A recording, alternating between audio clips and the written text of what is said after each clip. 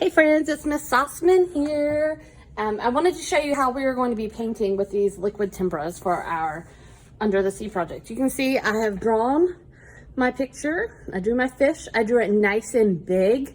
I made good use of my space. You want these fish or sea turtles or seashells, whatever you made, you want them to be nice and big. So I drew it nice and big, drew it in pencil first, and then I traced over it with Sharpie. Then I erased my extra pencil line, so now it's ready to paint. You can see I have my paints ready to go. They are fluorescent paints. They are liquid tempera, which means they are already wet. And this is a paint we have not used yet this year, so this is a different kind of paint. I have paper towels ready, I have my water ready, and I have my paintbrushes. So the cool thing about these liquid temperas is you do not have to wet them to paint with them. You just get your brush and you dip it in the paint and you just start the painting.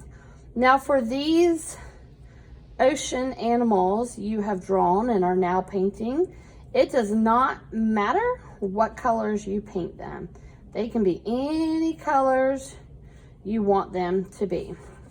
You do want to try to paint out the globs so there's not big globs of color. You want to be careful with your painting. We're not going to get in a hurry with it. We're going to take our time and paint it so it looks really nice. So that is my first bit of color there. Now I'm ready to move to my next color. What I need to do is I need to take my paintbrush. I need to dip it in my water, swish it around really, really well, kind of tap it on the bottom there, get all that orange paint out of there, because I want to switch to a new color. But these colors, as soon as you put one into the next, it's going to mix up the colors and mess up your colors. You don't want to do that. So then I dipped it. I'm going to squeeze out that water out of it right there. Squeeze all that extra water out of here.